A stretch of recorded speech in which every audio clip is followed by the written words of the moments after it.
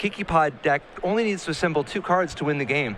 And often a single birthing pod with anything can get you a game pretty quickly, whereas the Affinity deck needs a critical mass of cards, and every single card makes all the other cards weaker. Vipin's going to start off the finals with an Inkmoth Nexus into a Springleaf Drum. Brian is going to play Misty Rainforest. He's going to go down 19, potentially 17. He's obviously got a Mana Accelerant to play here on turn number 1, so we'll see which one it is going to be. But for Vipin's side, not a very fast start for him. No. I mean, he mulliganed, and he can't really go to 5. I mean, the Affinity deck mulligans so poorly, as we discussed. But hopefully, for Vipin's sake, he's got the ability to present something like an Etched Champion and a Cranial Plating, or a Ravager and a Steel Overseer, something that you can hit hard and not just be stopped by a couple flyers. So Brian, searching his deck, figuring out what land he wants to get, goes by a forest. Looks like he's got something very specific in mind, if he can find it. There's the Stomping Ground. So he's going to go down to 17, and we'll figure out again what Mana Accelerant he wants to play. He's got access to Birds of Paradise and Noble Hierarch. Both 2 fantastic cards for his deck. The color fixing being the key, I think, more than the acceleration. And there's a Hierarch. So Vipin, turn number 2. Let's get a creature on the board, shall we? You see, he's got at least a Darksteel Citadel in his hand. And it looks like at least a Plating. His hand's slightly more explosive than it looked at first glance. Yeah. After having drawn an Ornithopter this turn. Yep, there's a Thopter. There is the Plating. And this is a Signal Pest. So that is a much better turn 2. A nice recovery here. So you can start dealing damage pretty quickly as Brian does draw one of those 4 copies of Restoration Angel. Yeah, I mean, he's got access to Kasali Pride Mage as a potential trump to beat the Plating. He's got lots of flyers like Restoration Angel, Glenelendra Archmage, and Linvala, all of which cost 4. But beyond that, all he can really do is develop his mana and hope to start potting. He could Chord tactically, but it's a little bit slow, particularly when he's on the draw against an opponent with such a, what is this, like 3 turns and he's dead? Possibly 2 with good draws? Well, there's a Birthing Pod, and that's the scariest card from Lou's deck. So he's going to go down to 15 and pass the turn back, knowing that he's going to take a big punch in the mouth this turn. Yeah, I mean, I think his hope is, well, I have to stabilize things. I hope that I just get hit hard now, there's nothing else added to the board, and then I can go get a Kasali Pride Mage to hit that Cranial Plating. So Vipin's hand right now is a Darksteel Citadel and a copy of Glimmervoid. So basically what he's got on the table is what he's going to have to work with here. He's just trying to figure out how can I deal the most damage possible this turn. It's also possible, depending on what's in his hand, it's also possible that he uses Birthing Pod multiple turns next turn. These Kiki Pod decks, unlike the Malheur Pod decks, often will be untapping their Birthing Pod, whether it's with Deceiver Exarch, Zealous Conscript, or something like Restoration Angel, untapping, resetting Deceiver Exarch.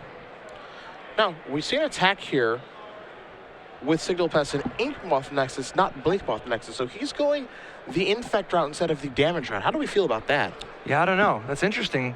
The Infect route is a for sure 2-turn clock, but doesn't punish Brian Lou's life total if he has to use Birthing Pod several times. Yeah.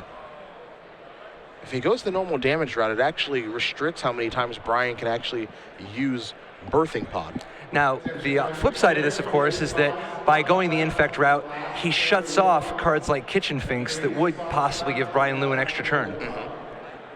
So they draw there a copy of Linvala. The big problem, like the problem I always have with the Infect plan as your A plan, is that a single flyer and now you've lost everything. Yeah. Because it's not like he doesn't have another Nexus, another Inkmoth Nexus anyway. So if a single flyer means, well, I guess no more Infect damage, back to normal damage, and then you've just wasted an entire turn that could have been half of Brian Lou's life total. The thing is that Brian doesn't have 1 flyer, he's got 2. He's got Restoration Angel and Linvala in his hand right now. So Flying Blocker, that's not much of a problem for Lou. Now, which one does he want to use? The advantage to Linvala, of course, is that it shuts down the possibility of an Arcbound Ravager off the top. The advantage to Restoration Angel, instant speed, and you still have the Linvala later, because whichever one you play now is going to die to the Cranial Plating. So Aaron Mason's going to go search out, looks like a Sacred Foundry, where Brian is giving this some consideration here. And this is why the Inkmoth Nexus attack looks a little bit more questionable now, because one of the things about Kiki Pod too is that the lands in their deck, they've got like this kind of volatile mana base, but it's also a painful mana base. Absolutely. I mean, if he'd done 8 damage instead of 8 infect, Brian Liu would be all the way down at 4. Yeah. So there is Linvala, Keeper of Silence. You see activated abilities of creatures your opponents control can't be activated. But I think more importantly, it's 3 powers what's going to matter here, because it's probably going to jump in front of an Inkmoth Nexus this turn. Now, if that's a Glimmer Void in his hand, as it looks like it might be, that means the Cranial Plating could potentially move at instant speed. Mm-hmm. You don't see the interaction a ton with Cranial Plating anymore, but there is a Glimmer Void hanging out. We'll see if Vipin does see that. If he fires up a Nexus, he can, instantly move the Cranial Plating over to a different creature. Now, this isn't this isn't like some easy decision by any means, because from the looks of it, he also has a Master of Ethereum, which is a powerful play that takes you down a very different kind of game. Master of Ethereum, very easy to block, but it makes his entire army into very dangerous threats. So Vipin considering his options here. Yeah, he's got a couple creatures that he could potentially use the Springleaf Drum on. He's got to weigh, do I want to be doing the whole move the plating thing around? Do I want to just put one guy in and not even bother moving the plating? Do I put the Master down pre-combat? Actually, I think the card in right now is actually a Vault Scourge. I don't think it's a Master. I'm not positive on that, but we'll see in just a second. Oh yeah. I think it actually has to be a Vault Scourge, because it doesn't look like he plays Z Master. That was the other Affinity deck we just saw. Yeah, Seagriss's deck had the Masters in it. So I believe Vipin's hand right now is that Glimmer Void that we saw a turn or two ago, and then a copy of Vault Scourge. So he's considering deploying Vault Scourge pre-combat right now at the cost of 2 life, which really doesn't matter very much to him at all. Now, when he starts taking some real damage, it will be Infinity Angels or Infinity Exarchs or Infinity Conscripts. Yeah. So there's the Vault Scourge. Going to go down to 18, pay the Phyrexian mana for the Vault Scourge. You see him slide that over to the Springleaf Drum immediately. It looks like he's probably going to use that in some fashion to fire something up. Again, we'll see exactly how he wants to go about using this, because Vault Scourge isn't attacking this turn. So it's likely its best use is providing mana off a Springleaf Drum. Oh yeah, definitely. And Cranial Plating onto the Ornithopter. Mm-hmm. Does he play the Glimmer Void pre-combat to threaten the move? He hasn't played a land already yet, right? Nope, has not played a land yet. He's looking at that Glimmer Void, and he is not going to play that pre-combat. So, you see the count here for the artifacts. Ornithopter is a 1, 2, 3, 4, 5, 6 with the potential to become a 7-power creature. With a Nexus activation, of course. And it can actually become an 8. Exactly. Because you can activate the Inkmoth Nexus off of the Springleaf Drum Vault Scourge. So, it can become an 8-power creature here for Vipin. Almost feels like you have to block anyway here to preserve your life total. It's not automatic. It just kind of feels like you need to block. Because then if you end up taking 8 and go to 4, you're a little bit scared of a card like Galvanic Blast ending the game. But it looks like he's going to take it. And I can understand wanting to take the damage here for Brian, because if Vipin doesn't have Galvanic Blast, what you can do now is you can play Linvala, have that on chump blocking duty next turn. He's got a Restoration Angel in his hand, and he can play Restoration Angel. He also has Kiki in his hand. So he could combo off over the course of 2 turns. All he has to do is get one more turn without having to lose his Restoration Angel, mm-hmm. and he'll have the combo, assuming he has 1 more mana. But it's not clear he actually has that kind of time. Brian pounds the top of his deck. What are you looking for, my friend? It's got a lot of live draws. I suppose Deceiver Exarch would get the job done, I believe. As Exarch could come into play, you can untap a land, you can untap something, and then turn that Linvala into a Kiki, and that would end the game, as you would have infinite Exarchs. So that's one way to get the job done. Not sure if that's the exact card that Brian's looking for or not, though. Yeah, he's got a few different options that could all win it. I think he's trying to see, is there any chance it can win right here? You know, like obviously he can turn Linvala into Kiki if he wants. He could turn it into Zealous Conscript. He's got Restoration Angel in his hand, so if he just had 1 more mana, he could pod the Linvala into a Zealous Conscript, untap the pod, Restoration Angel, and pod the Angel into a Kiki, but even then he doesn't have enough life because of that big hit he just took. And the chains here are pretty insane that Kiki Pod is capable of doing this is the tricky part. If you're very adept with the Kiki Pod deck, you know all of the different changes you can go through, and if you have a 1 and a 2, you can kill your opponent. If you have a 2 and a 4, you can kill them. So this is part of what comes along with Kiki Pod, is knowing all of the chains that can occur when you have a birthing pod, and how much life they cost, which is actually important too. Yeah, particularly when you're in these spots where not only do you only have 4 life to work with, which means only 1 cheat on the birthing pod, you also have to make sure you don't accidentally die to Signal Pest powering up some a Nexus or a Vault Scourge. Yeah. And even though Vipin held on to that Glimmer Void this turn, again, that's a situation where we could still see that play for him on the next turn of moving Cranial Plague and instant speed. Oh yeah, that's and if he wasn't very available. And if he wasn't going to move it anyway, this way, Brian doesn't know that he's going to be capable of that next turn. So now you see Brian doing a little bit of math here, trying to figure out, okay, what can I do? What can't I do? I'm at 4 life. I'm at 8 infect. So now Ink Moth is a real threat, as is Blink Moth and the rest of these creatures. So he's just going to pass the turn back.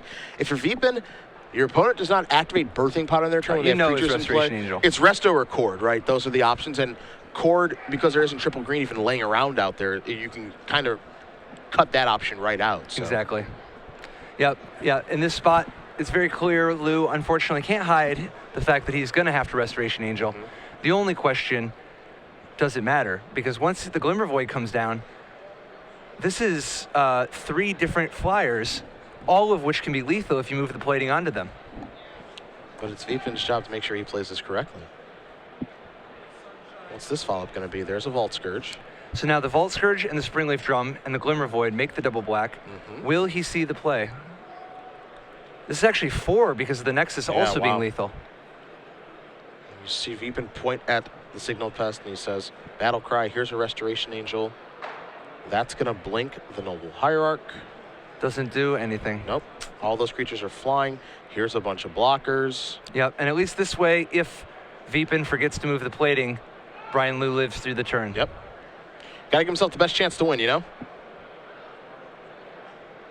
Will Vipin see the Cranial Plate move play? He can put on Signal Pest or Vault Scourge. Either will get it done. He does. And he sees this. This is not his first rodeo. No, it's not. Oh, and the extra life to make sure. I love it.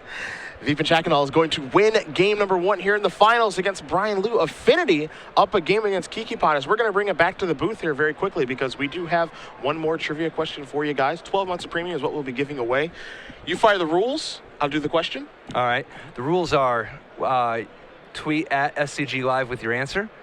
Use all the hashtags, SCG Premium, hashtag GP Richmond, hashtag Next Level Deck Building, whatever hashtags you want. That's also all fun. That in there. Yep. But the question Cedric's going to ask, answer, and you will win 12 months of premium. We'll draw one winner at the conclusion of the finals. My question, pretty simple. The Open Series was put on pause this weekend for Grand Prix Richmond, which we were obviously happy to do. The question is, next weekend, where will the Open Series be?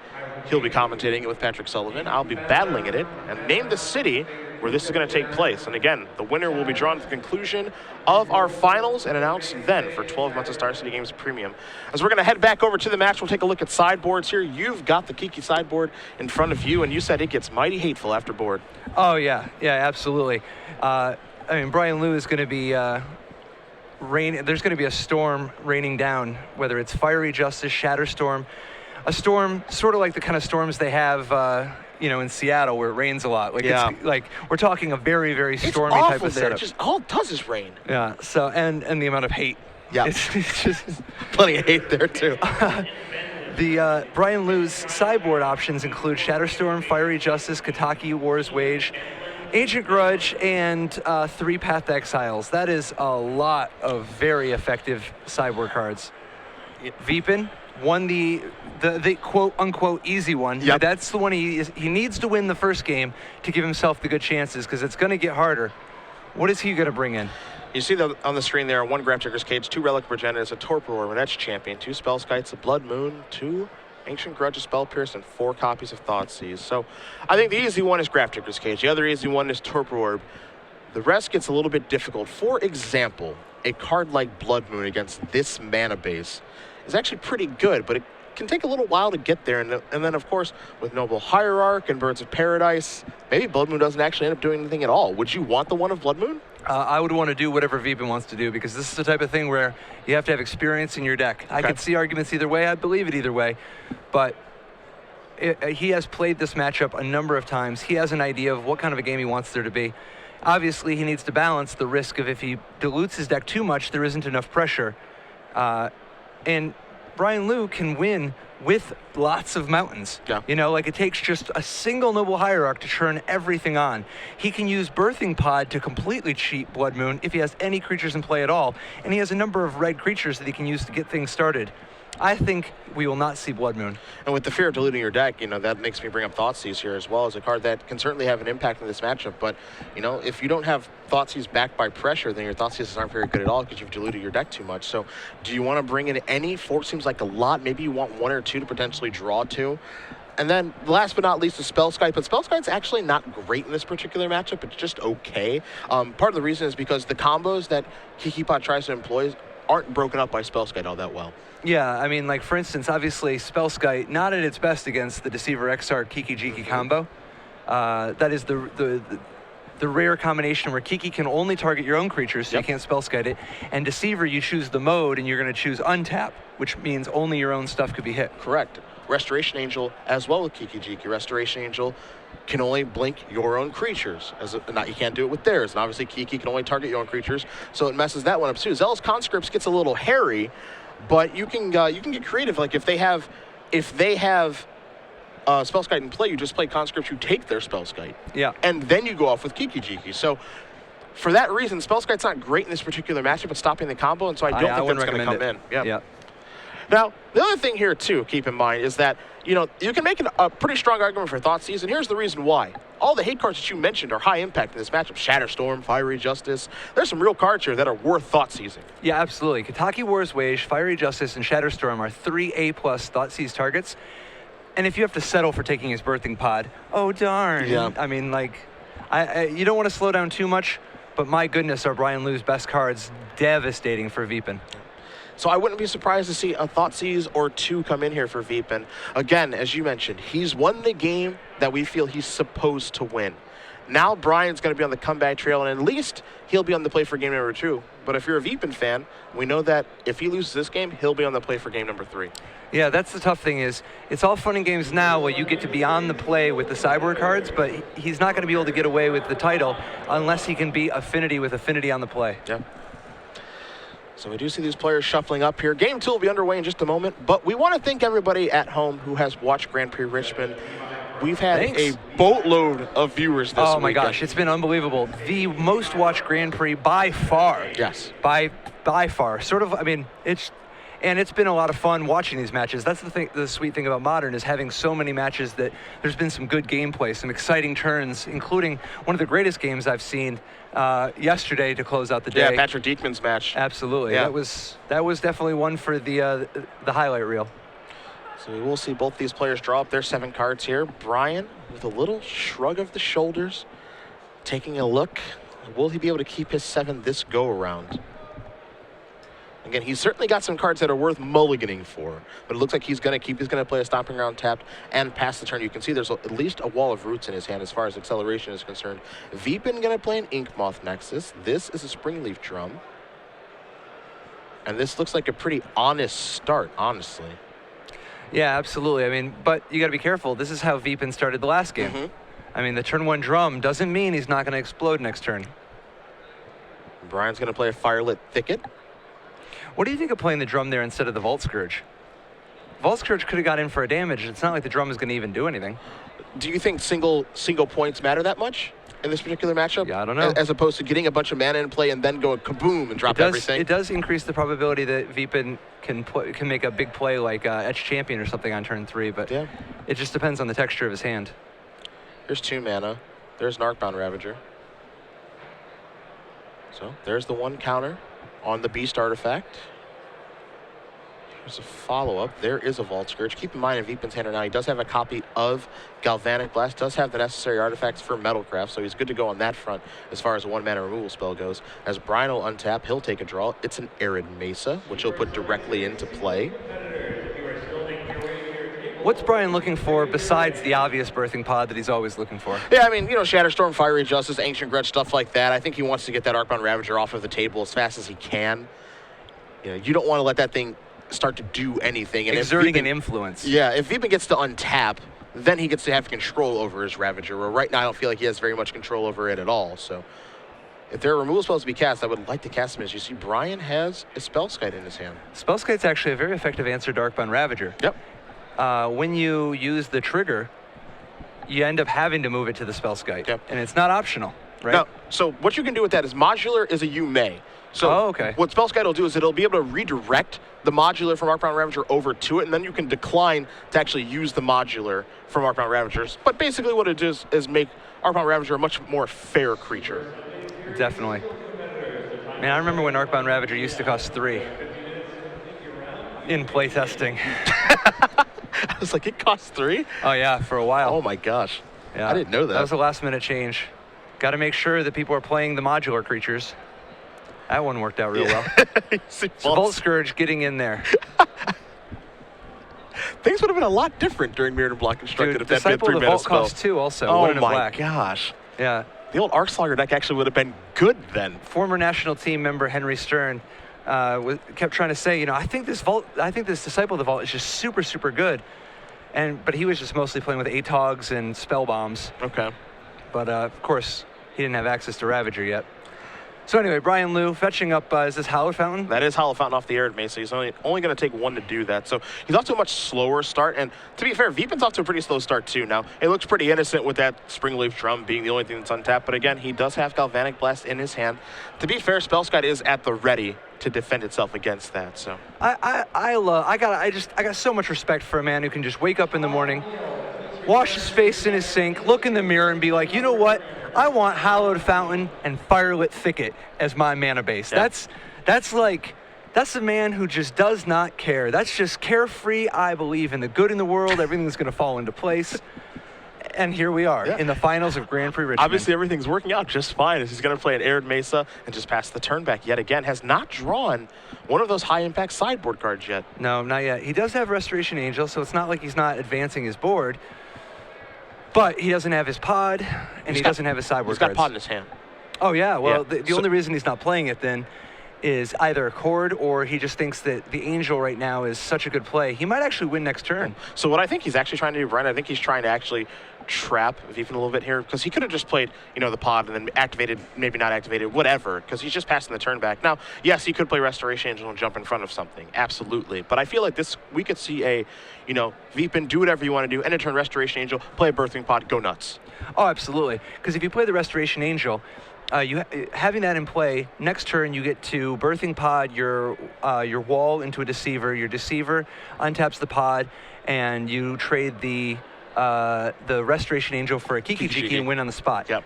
Vipin needs to keep Galvanic Blast up, or he will die on his next turn. Problem is, again, is that 0-4 creature there in Spellskite, which is defending everything that Brian's able to do.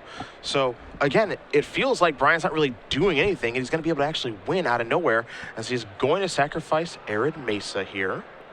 If this is the end step, I think he's won. Yeah.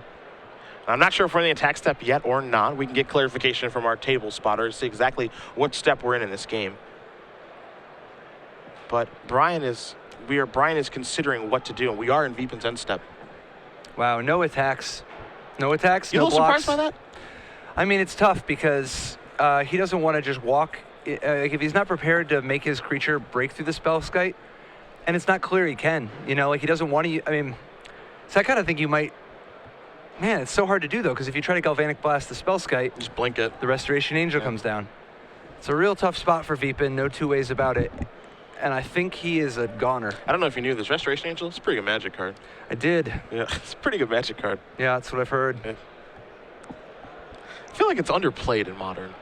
I don't know. It gets played a lot. It still feels underplayed, though. Like, I think at this tournament there were more Restoration Angels than Tarmogoyfs, so I'm not 100% sure it's underrated. Bold.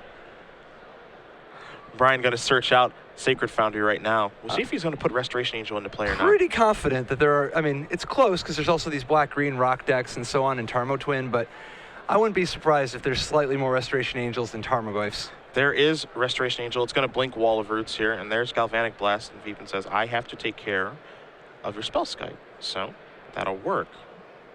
Now, this does leave Brian Liu without any defenses, but if he just goes for it, he won't need them. The scary thing is, do you just go for it? Yeah. It's not even, you just run it. yeah. Okay. If you're not scared, just go. If you're scared, say you're scared, and put the mana down. There's a grove of the burn willows. It's so easy for us to just say go for it. Nah, he knows, and he's gonna. But he's not gonna go for it until he reads Vipin and is confident that this is the best line of play.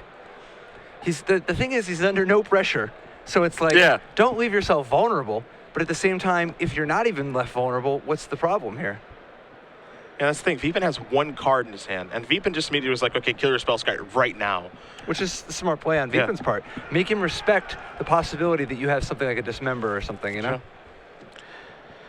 And Brian, or a Galvanic Blast, another Galvanic Blast. Brian's sitting here saying, okay, what happens if I go for it and I'm wrong? What happens if I move in and then he has a Galvanic Blast for one of the creatures, the Kiki or the Deceiver Exarch?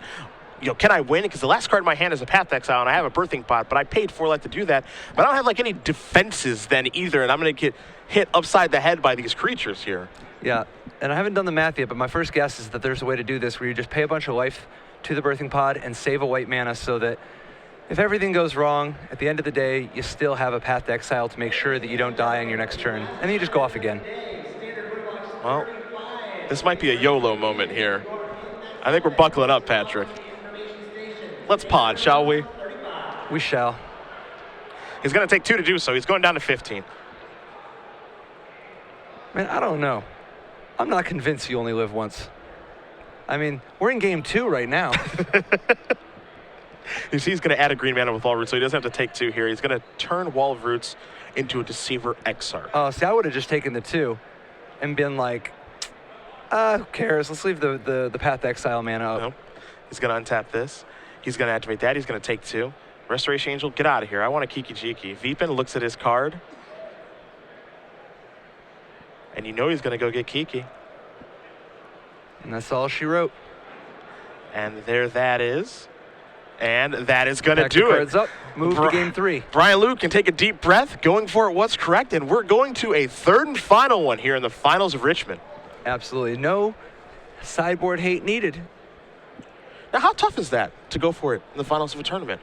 Or if you're wrong, you basically lose the game, and you're not underneath a lot of pressure, as you mentioned. Well, I mean, I don't know. Not to put too fine a point on it, but it wasn't like he was facing lethal.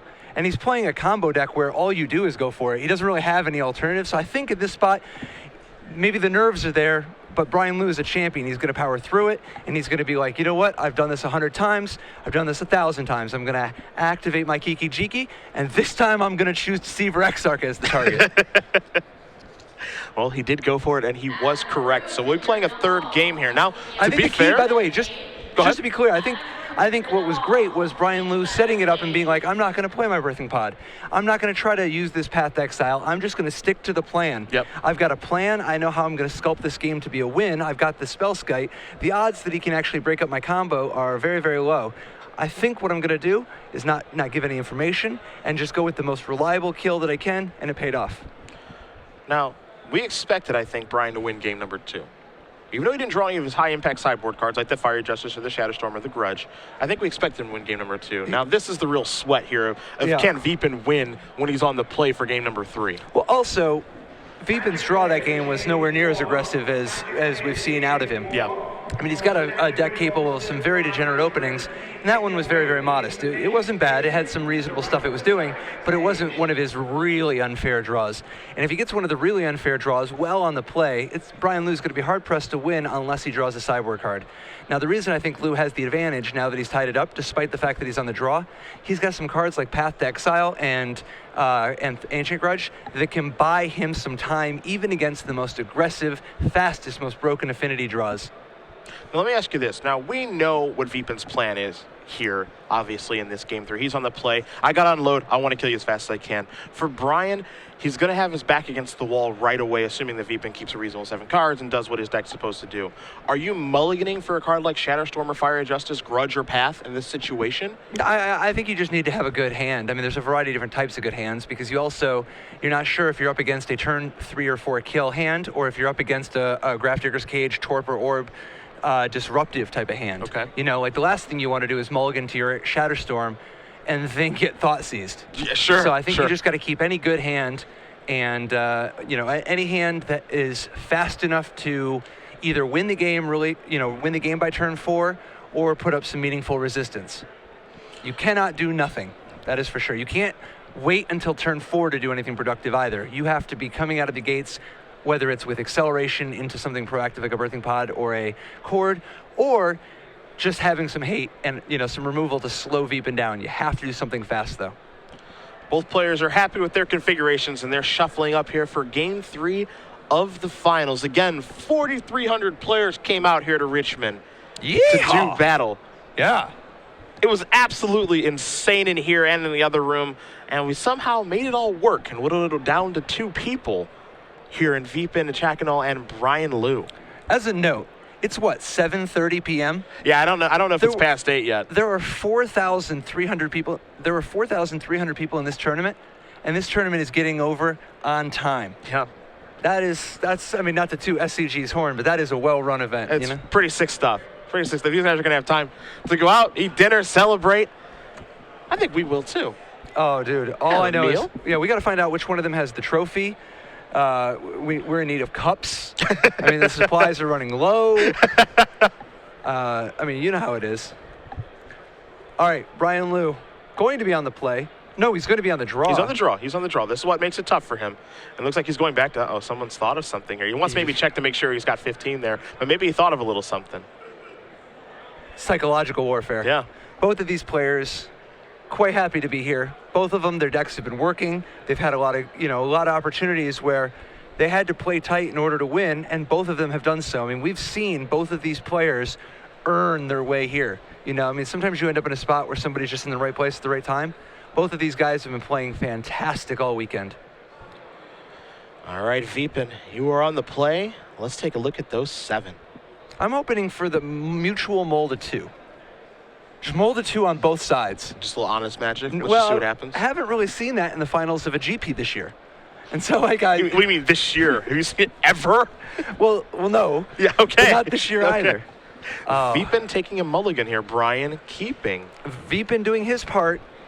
Brian, unfortunately, with the double cross. Yeah.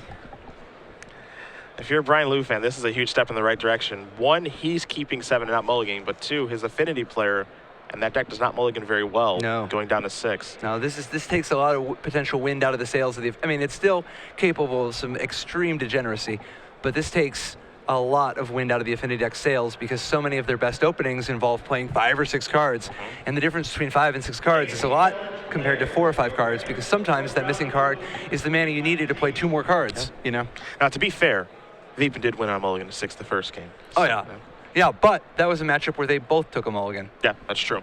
And the mulligans hurt much more after sideboard because cards like Path to Exile, Ancient Grudge, Fiery Justice, and Shatterstorm turn this into a much more attrition-y type match than it otherwise would be. Yeah. So Vipin's going to have to find 6, and, I feel like I want to stress the importance on he needs to find 6 because with Affinity, mulligan at 5 is almost not an option. Like, he needs to find a keepable 6. Oh, yeah. Because once you get into 5 territory, you're just the interactions with your deck, just Metalcraft, being able to build that and stuff, it just doesn't really work when you're on a 5-card hand. You end up in the spot where you start hoping for some pretty specific hands, like some Thoughtcast type of hands with a lot of mana. It becomes real tough, and you end up just starting to hope that Brian Liu's deck fizzles on him. Well, there's a keeper. There's an island. That's a Vault Scourge. He'll take 2 to do it. This is real rough. At least he has the Mox Opal, but the tough thing here is that he has the 1 island, meaning Path to Exile is a total free roll for Brian.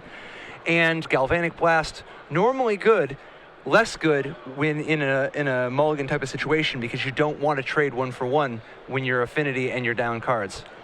Go over the Burn Willows. What a nice guy Brian is, giving Vipin a life in exchange for a Noble Hierarch. Yeah. That's real kind of the man. He's really just a nice guy. As Vault Scourge is going to come in. Vipin going to go back to a starting life total of 20. Brian will go down to 19.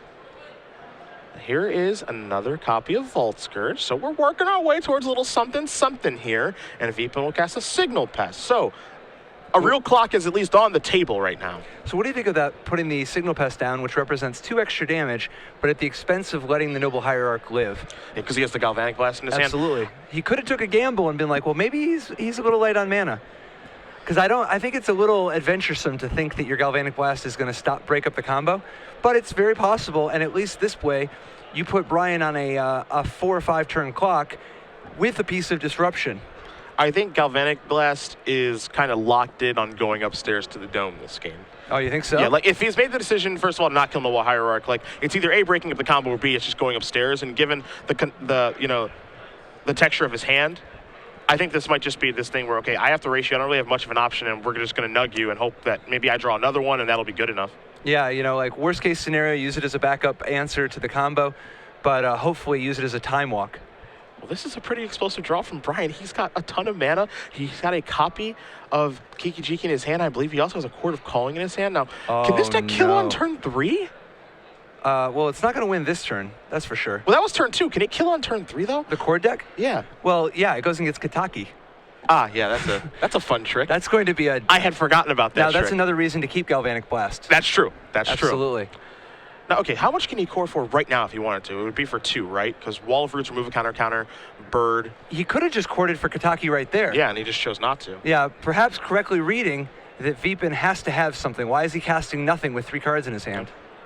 2, 3, 4 mana. This, what is this? That is, oh boy. Brian Liu cast Shatterstorm. It was very effective. Your Grand Prix champion of Grand Prix Richmond, Brian Liu. Being the fun police for the fun police.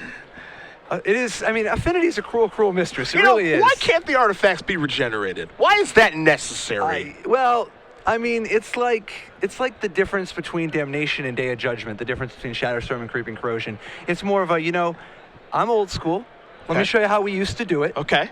Welding jar? No. Let me send you a message, and that message is congratulations on your 2nd place finish. Yeah. Shatterstorm does resolve. Vipin's permanents go into the graveyard. He's left with just a lone island. I think that's why Brian kept his hand so fast, as Vipin's just going to play a Springleaf Drum.